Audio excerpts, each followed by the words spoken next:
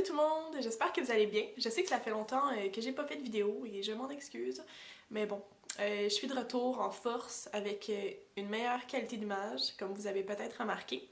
Donc pour faire des plus beaux tutoriels pour vous et pour moi. Et c'est ça. Donc c'est ça, aujourd'hui j'ai rien de planifié comme vidéo, j'ai juste sorti mon maquillage ici à côté de moi. Puis j'avais envie de me maquiller avec vous devant la caméra.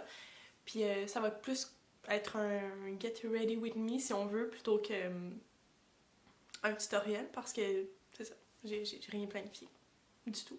Si vous êtes nouveau sur ma chaîne, tout d'abord bienvenue et vous pouvez vous abonner en cliquant sur le bouton rouge juste quelque part en dessous là. Ici, c'est un petit bouton rouge, c'est marqué s'abonner. C'est gratuit, puis en plus ça va me faire plaisir. Donc allez-y. Bref, j'ai hâte de parler, puis on va tout de suite commencer avec le maquillage. On va y aller tout de suite avec le fond de teint parce que normalement, sur une base régulière, je porte pas de base pour le visage. Aujourd'hui, comme fond de teint, j'utilise le Double Wear Light de Estée Lauder dans la teinte Intensity 1.0. Pour appliquer mon fond de teint, j'utilise comme d'habitude l'éponge de chez Real Techniques. Sincèrement, j'aime vraiment cette éponge-là, elle est super douce sur la peau. Puis en plus, elle se trouve pas mal partout dans toutes les pharmacies et grandes surfaces, je pense. Et surtout, elle est pas très dispendieuse, aux environs de 10$ si je me trompe pas. Donc ce que j'aime de ce fond de teint-là, c'est qu'il est pas super couvrant, il y a vraiment une couvrance très naturelle, mais il tient super bien, là, tout comme le Double Wear original. Sauf que le Double Wear original, il est super couvrant, puis il n'y a pas un fini très naturel, justement, puis je trouve que le light est super. Par contre, ils ont vraiment un moins grand choix de teintes, ce qui est vraiment pas nice. Puis excusez ma voix, là, je suis comme en genre de fin de rhume, là, c'est vraiment désagréable. Donc pour le cache-cerne, je pense que j'ai trouvé un combo que j'aime bien en ce moment pour venir camoufler mes cernes qui sont, ma foi, assez apparentes. Pour commencer, j'utilise le cache-cerne HD de NYX dans la teinte CW03. Bon, vous verrez rien, là. Mais c'est ça. Donc il y a vraiment une teinte comme ça, il a l'air genre un peu plus jaune, puis assez pâle, mais une fois qu'on sort du tube, là, je sais pas si vous pouvez constater la différence de couleur. Focus pas sur moi, caméra. Focus pas sur moi. Donc voilà, c'est quand même vraiment plus pêche que ça en a l'air. Donc j'applique ça un peu à la façon de faire du color correcting. Donc vraiment juste où mes cernes sont le plus apparents, le plus foncé.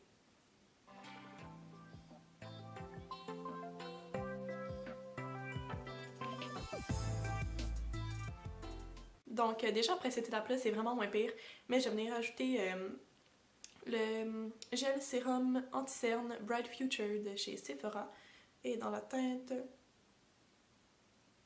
je crois que c'est dans la teinte 05, parfait. J'espère que c'est bon, non. Donc celui-là, je le mets un petit peu à la façon d'un illuminateur. Donc j'en mets vraiment en forme un petit peu de genre de triangle si on veut. Un peu sur le bord de mon nez aussi pour venir illuminer. Puis j'en mets vraiment aux endroits où je veux illuminer. Donc le menton, le Cupid's bow, puis l'arrêt du nez, même si c'est pas parfait. Des fois j'en mets un petit peu ici aussi parce que j'ai tendance à être foncée.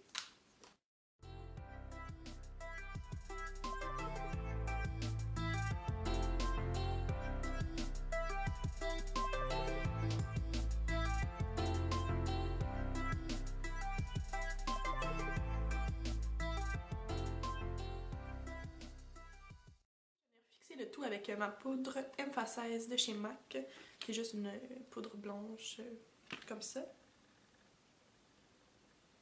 Puis ça aussi, je l'applique un petit peu au même endroit où j'ai appliqué le concealer, donc tout ici sur le côté de mon nez, puis un petit peu en forme de triangle vers l'extérieur de mon visage. Je pense qu'on va aller directement avec les yeux. Donc je prends la même base que d'habitude, qui est celle de Lise Wattier, la CC Tenue Extrême, si je me trompe pas. C'est tellement tout effacé que on voit plus rien.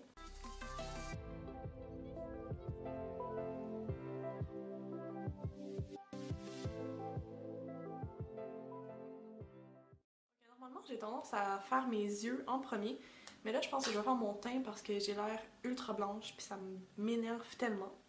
Donc pour commencer, je vais venir appliquer un peu de bronzer, question de me redonner un peu de vie. Et comme d'habitude, ça va être le Hoola de Benefit avec un pinceau en angle à blush, tout simplement.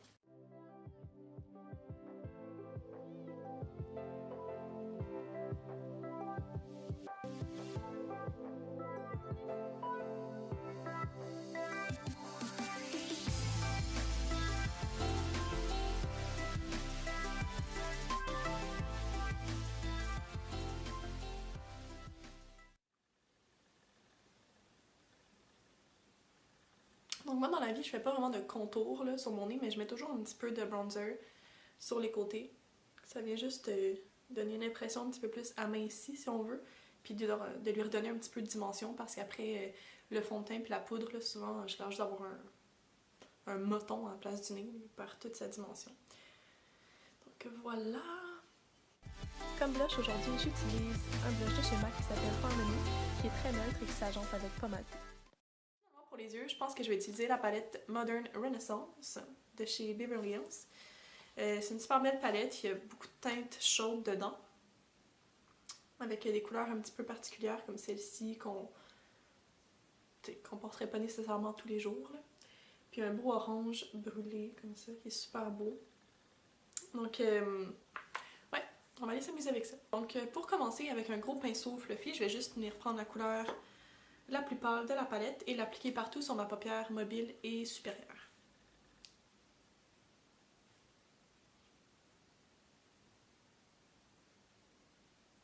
Je vais prendre la teinte qui est un petit peu plus mauve ici et je vais la mettre partout dans le creux de l'œil.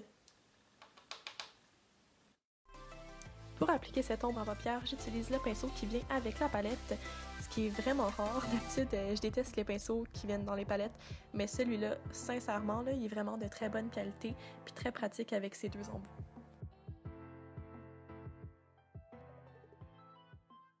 Ensuite de ça, je crois que je vais venir prendre la teinte Antique Bronze, qui est celle juste à côté, donc celle-ci. Puis je vais venir l'appliquer dans le coin interne de l'œil en la ramenant un petit peu jusqu'à environ la moitié de la paupière mobile.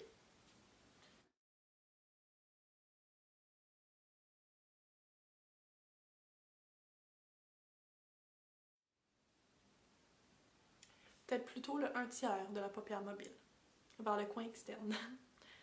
Donc je vais juste l'appliquer puis je vais venir l'estomper par la suite.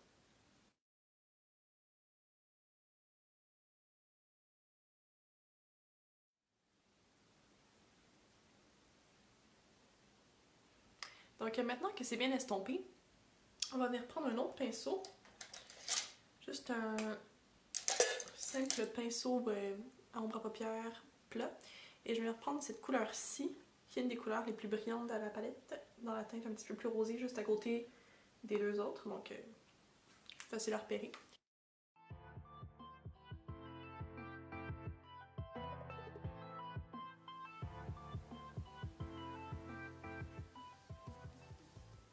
Et en reprenant l'autre pinceau, on va venir juste estomper les couleurs ensemble comme il faut.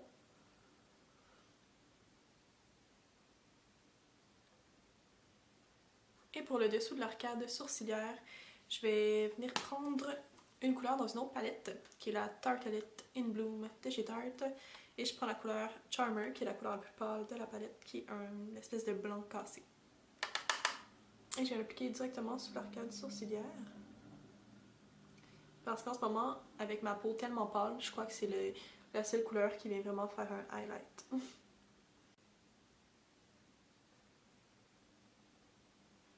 Voilà!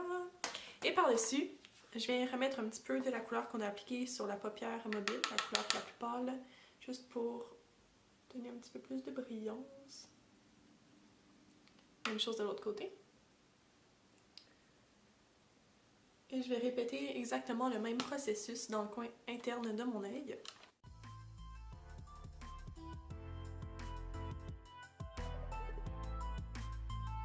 Pour appliquer au ras de cils, j'utilise la même couleur que j'ai appliquée dans le coin externe de mon œil, qui est la couleur Antique Bronze de la palette. Et maintenant, c'est au tour d'appliquer le eyeliner.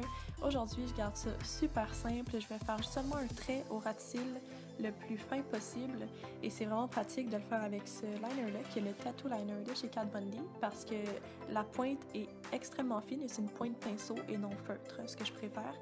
Et en plus, c'est vraiment intuitif là, comme prise, c'est un peu comme un crayon. Je vais laisser sécher le plus longtemps possible. Pendant ce temps-là, je vais appliquer mon highlight. Donc comme highlight, je vais prendre le même que d'habitude, qui est le Champagne Pop de chez Becca, qui est en collaboration avec Jaclyn Hill, qui est une de mes youtubers préférées.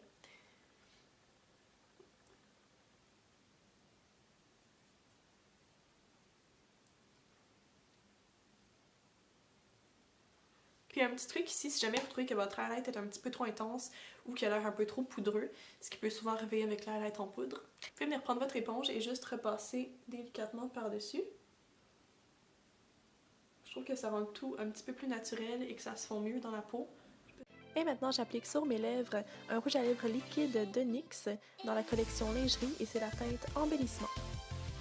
C'est une couleur un peu particulière, là, un genre de neutre au ton un peu mauve. Vraiment, là, on voit pas ça partout, mais sincèrement, cette couleur-là est tellement belle, je l'adore.